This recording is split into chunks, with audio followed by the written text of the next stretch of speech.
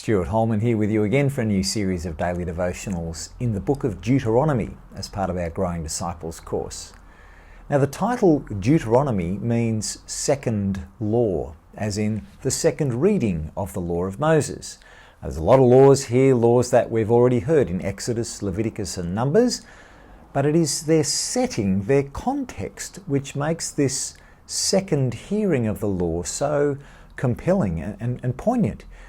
You see, the book of Deuteronomy is a series of 3 addresses from Moses, the man who's led Israel out of Egypt to Mount Sinai, then almost into the promised land, but then back into the wilderness for 40 more years. And now, here is Israel again on the doorstep of their promised land. They're about to enter it at last.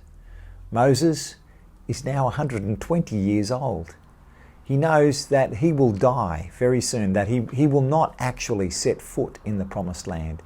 And so he delivers these 3 swan song addresses on the plains of Moab, just across the Jordan River from Jericho. So imagine the passion and the urgency of his aged voice as he urges Israel to learn from their past and to live up to their calling. Moses' first speech, which we're going to focus on today, is a recounting of what God has already done in getting Israel to this place. It's the historical prologue for his second and third speeches, which we'll look at later in the week. We always remember that the law is embedded in a much bigger narrative. This historical prologue runs from Deuteronomy chapter 1 through to chapter 4, verse 43. Moses begins retelling the story, beginning at Mount Sinai as Israel sets out on their way to the promised land. But that was 40 years ago, and things did not go so well back then. So in Deuteronomy 1:19, then as the Lord our God commanded us, we set out from Horeb, that's Mount Sinai, and went toward the hill country of the Amorites through all that vast and dreadful wilderness that you have seen. And so we reached Kadesh Barnea. Then I said to you, you have reached the hill country of the Amorites which the Lord our God is giving us. See, the Lord your God has given you the land. Go up and take possession of it as the Lord, the God of your ancestors, told you. Do not be afraid and do not be discouraged. Then all of you came to me and said, let us send men ahead to spy out the land for us and to bring back a report about the route we are to take and the towns we will come to. The idea seemed good to me, so I selected 12 of you, 1 man from each tribe. They left and went up into the hill country and came to the valley of Eshcol, and they explored it. Taking with them some of the fruit of the land, they brought it down to us and reported, it is a good land that the Lord our God is giving us. But you were unwilling to go up. You rebelled against the command of the Lord your God. You grumbled in your tents and said, the Lord hates us. So he brought us out of Egypt to deliver us into the hands of the Amorites to destroy us. Now, notice here that Moses says, you were unwilling, you rebelled, you grumbled. And earlier in verse 22, all of you came to me and said, but the whole point is that it was not this generation who said or did these things at all. It was their parents. The whole point of the past 40 years of wandering has been about waiting for that generation to die out.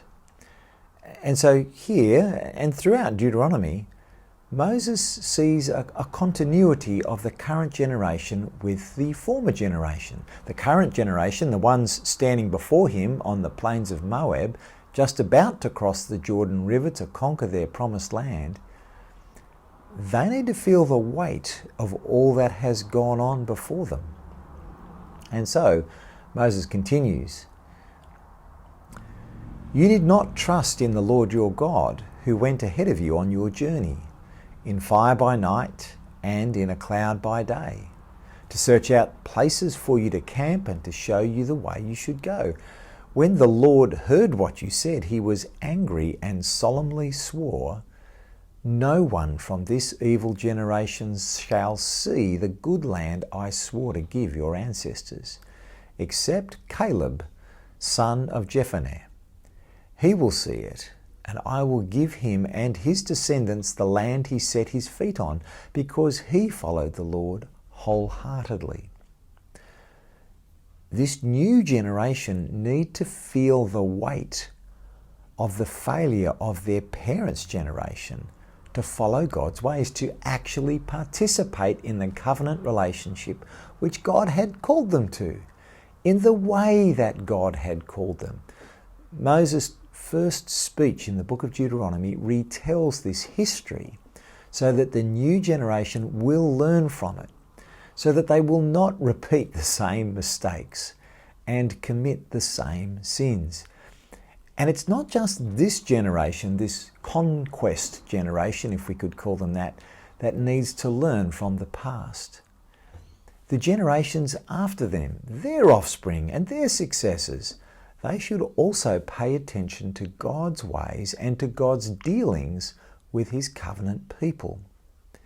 And so at the very climax of this first speech, Moses says in Deuteronomy chapter 4, verse 25, after you have had children and grandchildren and have lived in the land a long time, if you then become corrupt and make any kind of idol, doing evil in the eyes of the Lord your God and arousing his anger, I call the heavens and the earth as witnesses against you this day that you will quickly perish from the land that you are crossing the Jordan to possess. You will not live there long, but you will certainly be destroyed. The Lord will scatter you among the peoples, and only a few of you will survive among the nations to which the Lord will drive you. It's almost as if Moses knows exactly what's going to happen in the land over the many years and the generations to come. And however it might be that he's able to take that perspective, the key idea is that Israel must learn from their past. Because God is faithful, because God is consistent, because his word always stands, future generations, as well as this present generation just about to enter the promised land, they must learn what God has done and what he has said in the past. This great salvation event of the Exodus from Egypt, the covenant renewal at Mount Sinai, God's holy presence among his people, all people do well to mark, consider and to learn from these events. For Christians, as we ponder Moses' words here, as we look back with greater clarity on the ultimate salvation event, which the Exodus could only prefigure, we dare not lose sight of God's mercy and his loving kindness, his coming to us in Jesus Christ, his death, his resurrection, his ascension, his teaching and his promises. As we read Deuteronomy, time and again Israel are urged to remember. And Christians, we should do the same thing. We should actively look back and bring to mind the importance of historical events, gospel events, recorded and retold for our good. I think all too easily these things roll off our tongues. But surely the scriptures urge us to remember, to consider and to feed from all that God has already done. Our history, God's story, shapes and forms us for living well now as the covenant partners for the living God. And so I wonder, are our hearts stale and bored by the death and resurrection of Jesus? What can we do to actively remember God's great acts for us and for all his people in the past?